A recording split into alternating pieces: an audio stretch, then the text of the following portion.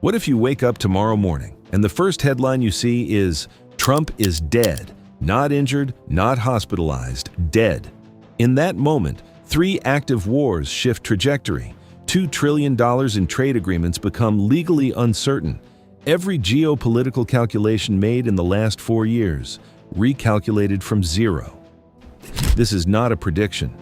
This is what the data, the precedent, and the geopolitical record tell us actually happens, hour by hour, the day the most powerful man in the world is gone.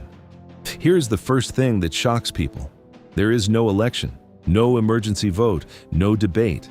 Under Section 1 of the 25th Amendment, the vice president assumes the presidency automatically the instant the sitting president dies. No confirmation, no Congress, no public vote. A Supreme Court justice is called. A Bible is produced. 35 words are recited, and it is done. J.D. Vance becomes President of the United States in less than 10 minutes. Not tomorrow, not after a ceremony. While the news anchors are still fumbling with their words, Vance has already been sworn in. A 41-year-old man you barely know just inherited the nuclear codes, command of the world's largest military, and control of the most powerful economy on Earth. But here is what nobody tells you about J.D. Vance. He is not Trump. Trump ran on chaos and instinct. Vance runs on cold, calculated ideology. He has read the books. He has the plan. And unlike Trump, he actually believes every word of it. The MAGA base doesn't just want policies. They want the man, the rallies, the rage, the personality. And the man they wanted is gone. Within 1 hour of the announcement, America is not just grieving. America is already tearing itself apart.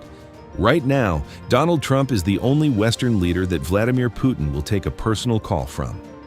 Trump had been squeezing Ukraine, threatening to cut weapons, cut money, cut support, forcing Zelensky toward a peace deal he didn't want.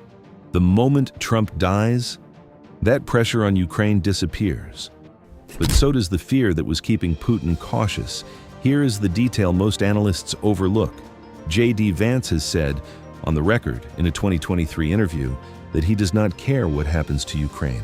I really don't care what President Zelensky says about me or anybody else, but he showed a clear unwillingness to engage in the peace process that President Trump has said is the policy of the American people and of their president. His exact words, "I don't really care about Ukraine." Putin hears that and does not wait. Within 48 hours, Russian forces test new positions. Within a week, the peace process is dead. And Ukraine, already exhausted, already bleeding, faces its darkest moment since the war began. 3 years of Western sacrifice, hundreds of billions of dollars, hundreds of thousands of lives, and it all shifts because of one phone call that will never be made again. Now turn your eyes to Gaza. Trump's ceasefire was not built on diplomacy. It was not built on trust or goodwill. It was built on fear, fear of Trump's unpredictability, fear that he might do something no rational Western leader would ever do. Both sides were cautious because of that one wild card. Remove the wild card, and there is nothing left holding the rope.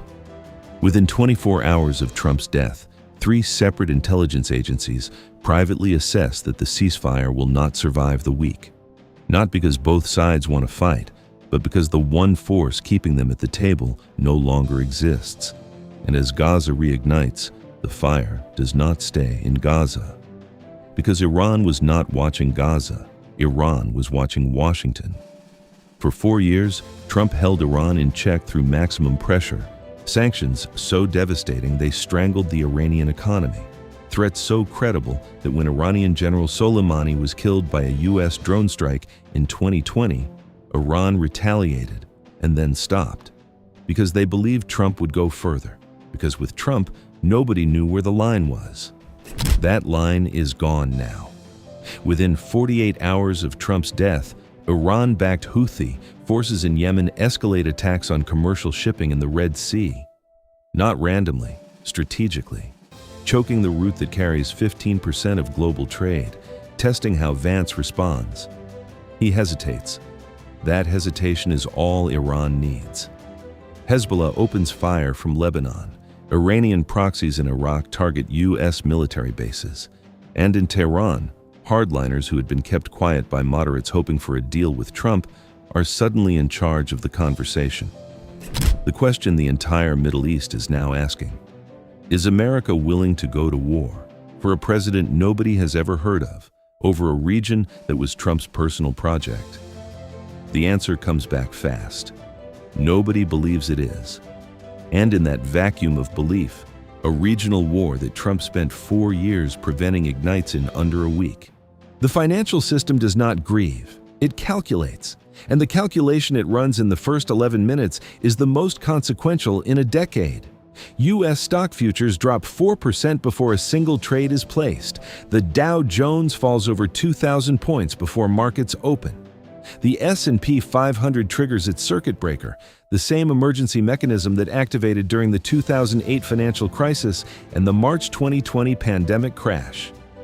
It exists for one purpose: to stop a collapse moving faster than human institutions can respond to. But the equity market is only the first domino. The U.S. dollar, the world's reserve currency, the benchmark that 88% of all international trade is priced in, drops sharply against the euro, the yen, and the Swiss franc. When the dollar weakens this fast, every country holding U.S. Treasury bonds as their national reserve recalculates the value of that reserve overnight. That is not just America's problem. That is a problem for every central bank on Earth. Oil prices spike immediately, not because supply has changed, but because the Middle East, which produces 30% of global oil, is now in active uncertainty. Iran's posture has shifted. The Strait of Hormuz is being tested. Oil traders price in risk before a single barrel moves. Within 48 hours, crude is up 12%. That feeds directly into fuel costs, transport costs, food costs for every person in every country. Inside the Federal Reserve, emergency calls begin. The Fed has two tools: interest rates and liquidity injections. Both carry risks in this environment. Cut rates to stabilize markets and you risk inflation. Do nothing and the market freefall accelerates. Former Fed Chair Ben Bernanke described presidential transitions during crisis as the moment central banks are most exposed, because monetary policy requires political coordination, and political coordination requires a president who has had more than 20 minutes in the job. Vance has been president for less than an hour. At NATO headquarters in Brussels, Article 4 consultations, the alliance's formal mechanism for when a member state feels its security is threatened, are informally requested by 3 Eastern European members before the end of day 1. Not because America has been attacked, because America's commitment to the alliance was written in Trump's personal willingness to support it, and that personal willingness just died with him. NATO's Secretary General issues a statement of solidarity. Behind closed doors, the question being asked is simpler. Does Article 5, the Mutual Defense Clause, still mean what it meant yesterday? Nobody has a clean answer. Trump's 145% tariffs on Chinese goods were already adding an estimated $3,800 a year to the average American household's cost of living.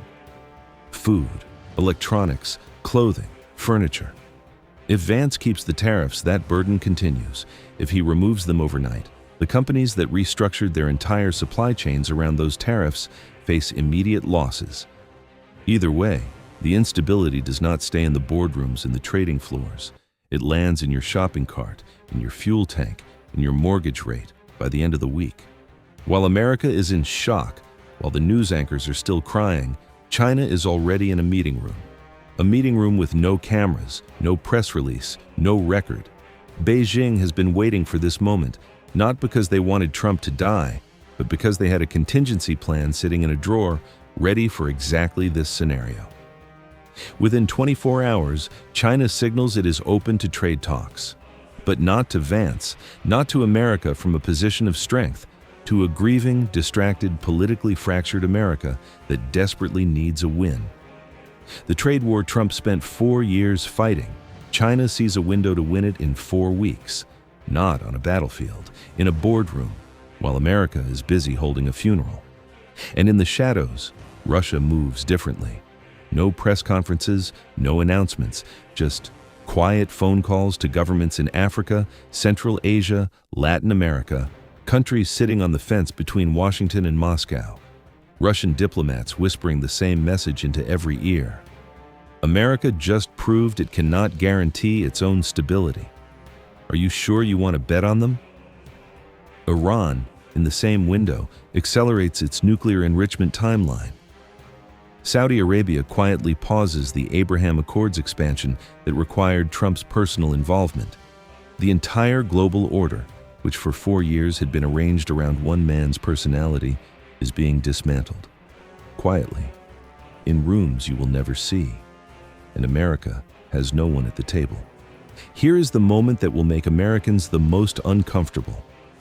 America's closest allies, the countries that share your values, your military, your intelligence, are quietly relieved. Not because they wanted harm to come to Trump, but because for 4 years they had to manage him like a variable. They had to call him, flatter him, fear him. NATO was on life support because of him. The EU had started building defense structures specifically because they could no longer trust America. For one brief moment, Europe exhales. And that exhale is the most dangerous thing of all. Because when your closest friends feel relief at your loss, when your allies are privately celebrating, it tells you something brutal about the position America is in. Trump didn't just polarize America, he polarized the entire Western alliance. And the damage to that alliance doesn't heal the moment he's gone. It just becomes America's problem to fix at the worst possible moment. Let's get away from the war rooms. What does this actually mean for you? The person watching this from their phone, the person going to work tomorrow, paying rent, buying groceries. Your retirement account dropped the moment the news broke, not eventually, not after analysis, immediately, before you even had time to react. History says markets recover, but the dip is real. And your money feels it first. Your grocery bill, which was already rising because of Trump's tariffs, is now in complete uncertainty. If Vance keeps the tariffs, prices stay high. If he drops them suddenly, the companies that restructured around them collapse. Either way, the chaos ends up in your shopping cart. And if you work in manufacturing, agriculture, tech, finance, any industry tied to trade, you work in a sector that spent 4 years building its entire strategy around one man's decisions. That man is gone. And for the next year, nobody knows what the new rules are. But the deepest impact, the one that doesn't show up in any chart, is this. 40% of Americans feel like their champion is dead. 40% feel like a nightmare is over. And 100% of Americans are now living in a country more divided than at any point since the Civil War. A country that's split like this does not come together at a funeral. It fractures further. History has a pattern with powerful men who die in power. The vacuum they leave is never filled by one thing. It is filled by everything at once. A Vance presidency continues the MAGA project, but without the force of nature that made it unstoppable. Wars continue, but the rules are gone. Markets recover, but the trust in American stability carries a scar it has never had before. The world does not end the day Trump dies. But the world that existed while he was alive, that world ends immediately, without warning, without a plan, without a replacement. What comes next depends on whether the people in power and the people watching from home are ready for a world that nobody prepared for. Right now, nobody is. If you want the stories the world is too afraid to tell, Spectra Films covers it all. Subscribe. We don't hold back. And drop a comment below. Do you think the world becomes more dangerous or more stable without Trump? Who benefits the most, Russia, China, or Iran? And is J.D. Vance actually ready to run the world? I read every single comment.